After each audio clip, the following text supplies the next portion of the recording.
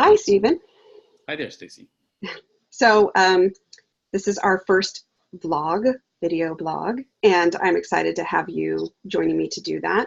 Um, my name is Stacy Lee. I'm a licensed marriage and family therapist. I'm also the clinical director of the Couples Institute Counseling Services.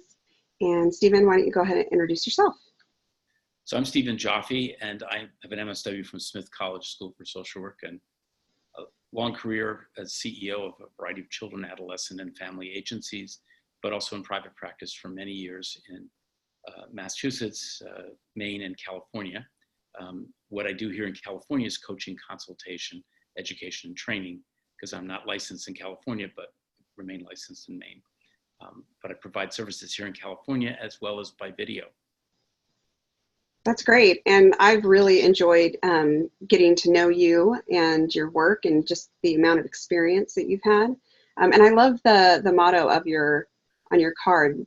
Can you share that? Yeah, my motto is finding direction in a changing world, because we're all caught in change processes. And I work with children, adolescents, families, and couples, and as well as divorced couples around learning co-parenting so they're not destructive to their children and to each other. Yeah, I love the motto because, I mean, it is just so applicable for, pretty much anyone, because all of us are going through some kind of change. We're all trying to find direction in a world that's changing all the time. Right.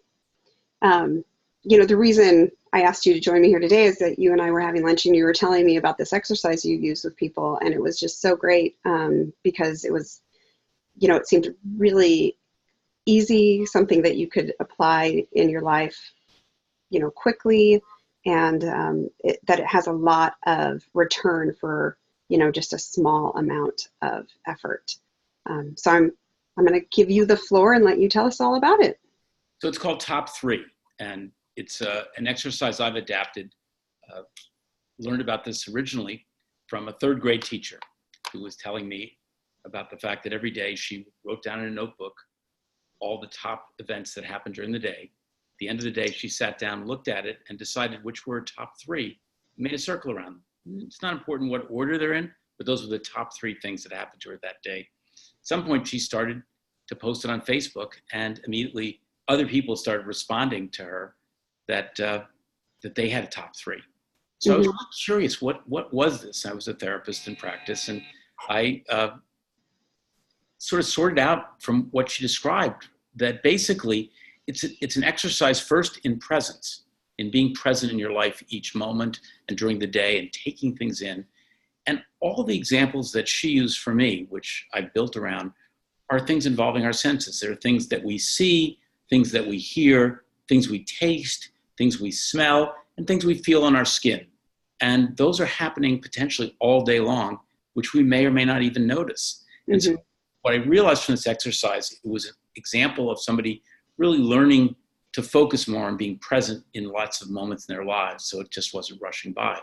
A lot of us in our busyness are thinking thoughts or analyzing things or planning our next thing or thinking off our checklist or ruminating about things, and we're missing lots of experiences that are happening.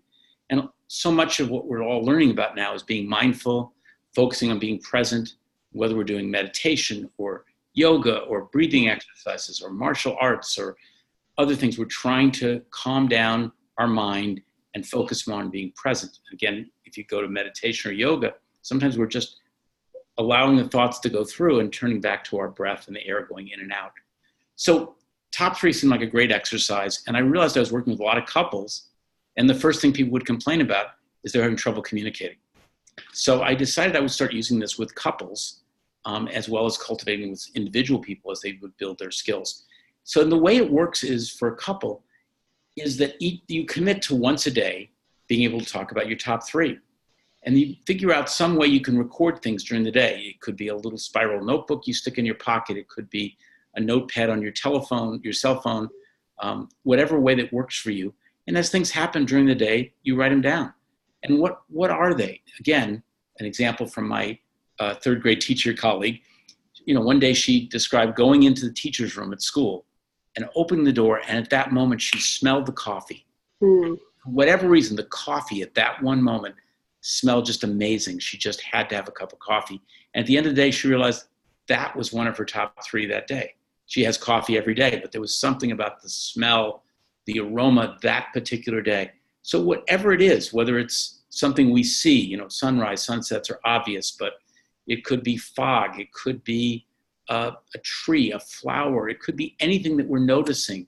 A client of mine last week mentioned about a butterfly that landed on a chair next to them. Mm-hmm. Being present in those moments, I can remember going out of my office and feeling the wind at Portland Harbor in Maine coming across my forehead in the afternoon, and the cool sea breeze and the effect of that. There are a million things that happen like this during the day, but it's trying to remember experience them in the moment, jot them down, go back to the rest of your work, but having something that you can come back to. And at the end of the day, thinking through these things, looking over your list, if you remember them, you remember them. There's no official rule on this, but then coming up with your top 3, and then with your partner sharing. And so there's 2 parts to that. One is sharing your top 3, and the other side is really asking for their top 3 because you're curious about what was significant for them. And we're all different. Some of us use all of our senses. Some are more dominant with one way or the other. And again, no rules. We're trying to learn. It's really an opportunity to learn about our partners and ourselves, both. So I will say some people struggle with this at the beginning, and they might have one thing, but there's no grading. You're not going to get in trouble for having one. Your goal is to have a top 3 every day, and ideally you want a bunch of them. But it may take time to cultivate your mind and your experience so you actually see these things which are happening around us all the time.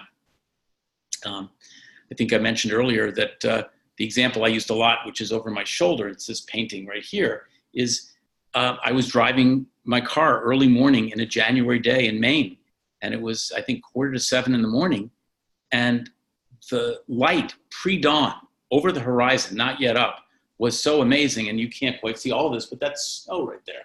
It was so amazing. I just stopped my car in the middle of the street, not a busy street, obviously, but I got out, left it running, and took a few pictures and looked at it. And eventually I posted the pictures, and a friend of mine who's a painter saw it, and I got this back and forth text, I'd like to paint that. And by the time I responded, she said, well, I've been painting it all day, so I'm glad you listened. And eventually, I didn't think about it, but 3 months later, it was up for sale. So I bought it back. But to me, it's a commentary on the power of being present and communicating. In this case, I did by picture, and she did it by painting back. But we're talking about this with our spouse, with our mate, our partner, every day, and we're cultivating the capacity to do this. And we're not critiquing the other person. So the rules are fairly straightforward. Basically, at the end of the day, you're setting aside a time that works for both of you. So we're not pursuing the other, but just agree on a time. Could be when you get home from work that we're going to do it. It could be we're going to do it after we put the kids to bed. Before we go to sleep. There's no important rule other than the fact that you do communicate it. If one is traveling, you can still do it. Phone call, text. It's an exchange of information, and what you're doing is you're basically reflecting on it, sharing the information to the other person. There's no critique, there's no evaluation, and then you're asking for the partner's experience, and then you're thanking them for hearing you and for sharing what they had to share. And I challenge it, try 30 days and see what this does in terms of some basic communication, which is not controversial, not argumentative. There's nothing other than an experience of communicating. And try it with yourself. Try it with yourself where you're trying to experience these moments during the day. If you have a hard time, pull to the side of the road and take a picture of something or look at the details. Over time, you're trying to color in these experiences the way you'd color in a painting or a drawing with more and more detail. So you're noticing the details in the moment. So that's top 3. I found it incredibly effective with couples. I've actually found it really effective with individual people too, but it's very powerful in relationships. Yeah, I can imagine that, it can build up a lot of skills just by doing that.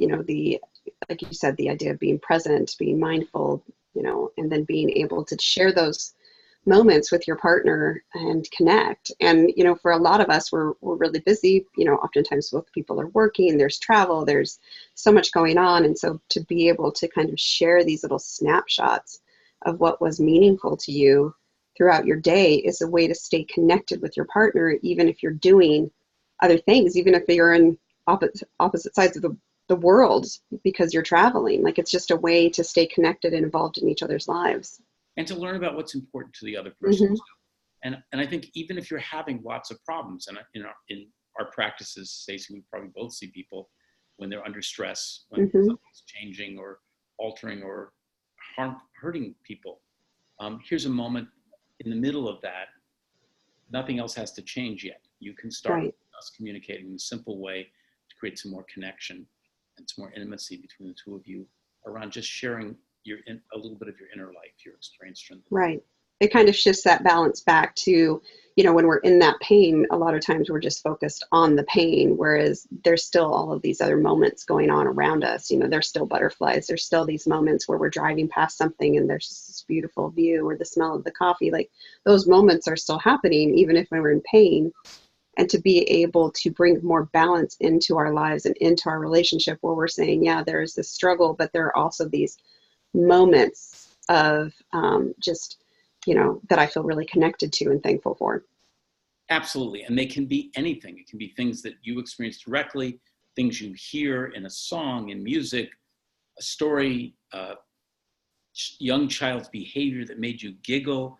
You know, it can be anything. It can be a taste of something. Mm-hmm. It can be a smell. Again, think about all five senses, and any of those things are a go. Any of them. Yeah. Well, it's great. I love it. It's super simple. It's something that they can, you know, that people out there, or even myself, can, you know, start applying right away. And it doesn't take a lot of extra time, but you get a lot out of it. And I love your challenge. I think that, you know, if whoever is watching this can do it for 30 days, come back and post, make a comment, tell us what you learned about yourself, what you noticed about, you know, the effect it had on your connection with somebody else. I think we'd love to find out, you know, people actually do this, you know. And what's great about it, just like anything, is it's an experiment. If it doesn't work for someone, it doesn't work for them. But, you know, try it for 30 days and see what works and what doesn't. And the only rule, it's not a report card, no evaluation of the other person. They did a good job, they didn't do a good job, they should have more detail. You're hearing from them. And each of us, with ourselves, is trying to flesh it out, is trying to paint the details more for our own experience, and then to share it with our partner. Absolutely. And I love that. No report card, no judgment, just whatever the person is sharing, even if they only have one. It's about the willingness to take that risk and open yourself up. Thank you. Thank you. Yeah, thank you. Well, and, you know, if people are interested in working with Stephen as a coach or doing consultation or education with him, you can connect to him through the Couples and Student Counseling Services. Or if you're interested in a free consult with a therapist here, you can click on the link below. Also, Stephen is going to provide us with the information on how to do this exercise, so you don't feel like you have to take notes. It will all be below this video. I promise a PDF very shortly. I'm going to hold you to that. You may. All right. Thanks, Stephen. Thanks a lot. All right.